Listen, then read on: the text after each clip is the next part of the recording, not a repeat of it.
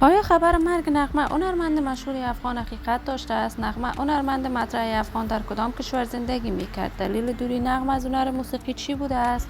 خبر مرگ نغمه تا چی حد حقیقت دارد؟ گفتنی های تازه فامیل نغمه در این باره، افشای حقایق و رازهای پشت پرده درباره نغمه و تمامی اعضای فامیلش. من در این باره پیرامون حقایق همین ماجرا خواهم پرداخت. پس در ادامه با کانال دنیا اینفو باشید.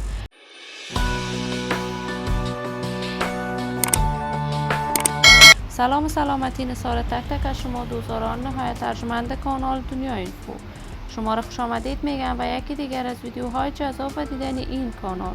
اگر دوست کانال دنیا اینفو باشید، پس برای حمایت هرچه بیشتر از این کانال علامت سابسکرایب را فشار دهید تا ویدیوهای دیگر کانال دنیا اینفو را از دست ندهید. نغمه هنرمند مشهور، چهره شناخته شده، مطرح و محبوب در میان هنرمندان افغانستان است.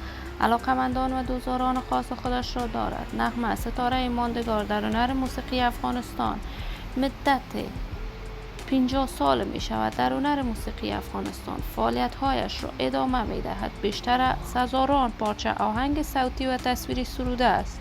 آهنگ‌هایش مورد حمایت گسترده افغان‌ها و جامعه هنری افغانستان قرار می‌گیرد.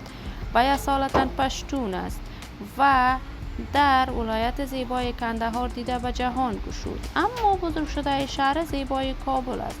در کابل به هنر موسیقیش پرداخت. ازدواج اول نغمه با منگل، همسر اولش، در کابل بود، اما دیر نگذشت نغمه از همسر اولش جدا شد.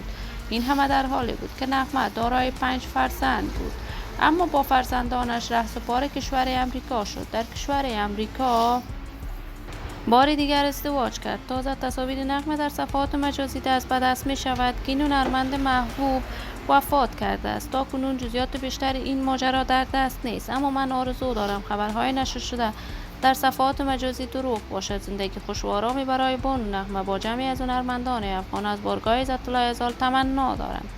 اگر دوست کانال دنیا اینفو باشید، پس برای حمایت هرچه بیشتر از این کانال علامت سابسکرایب را فشار دهید تا ویدیوهای دیگر کانال دنیا اینفو را از دست ندهید. تا درودی دیگر تمام شما نازنینان نهایت ارجمند کانال دنیا اینفو را به الله منان امانت گذاشته. موفق و کامیاب باشید.